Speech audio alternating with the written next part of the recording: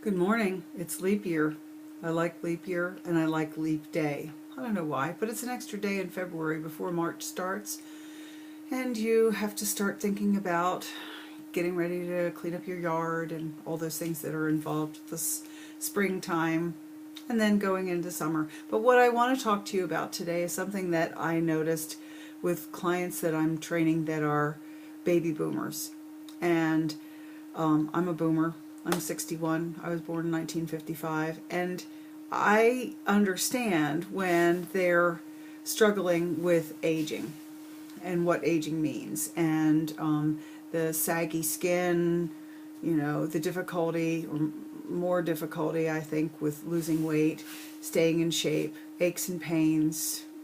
Should I go on, or is it just too depressing?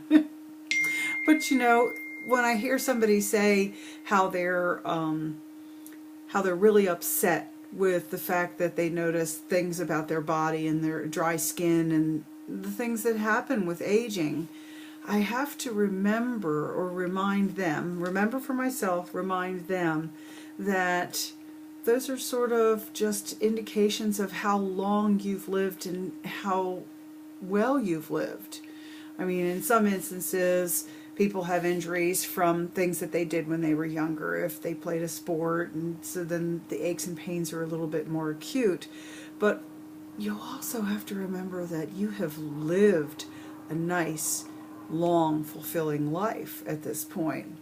What was it back in the 1800s? Was life, if you were 40, you were old, and even before then, people just didn't live long because of disease and injury, from chopping their wood and hauling their water and getting, in all kinds of accidents, limitless sorts of things. But today we have the capability of living longer.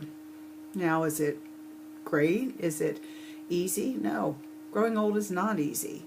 And it's something that we need to approach with a little bit of serious attitude, okay?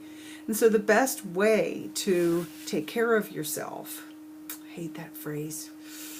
How should I say this? The best way to approach and perhaps counteract the aging process is to first try to get a better attitude, okay? You're on the right side of the grass. You're still here. You have family and you have probably grandchildren coming down the road, right? But you're doing something that's worthwhile. Okay, the second thing is you want to make sure that you're eating well and that you're moving. Now, exercising and lifting weights is not always necessary, and sometimes it's not possible, but you can do resistance training with your own body. Walking, doing wall sits, doing lifting some dumbbells even for your arms and that kind of thing. But getting out and walking, you don't have to run, but just get out and do some sort of movement. There are, through some insurance companies, a program called Silver Sneakers, and then there's also Silver and Fit, and more insurance companies are opening this up for folks that they can do. This is with health insurance, that they can go to a facility and exercise. And they're exercising with people who are their same age, as well as their capabilities, and the instructors know how to temper the training and the exercise and the movement so that they can do what they're going to do to feel better and not get hurt.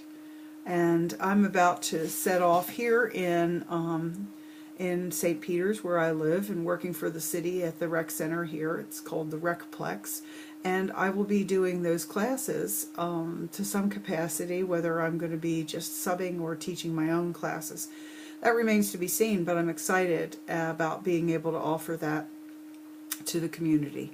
And I hope that if you live in this area, you'll join me. If you don't, that you can do coaching with me through Skype or FaceTime, and check it out at zwlcoaching.com. Thanks. Have a wonderful day and happy leap year.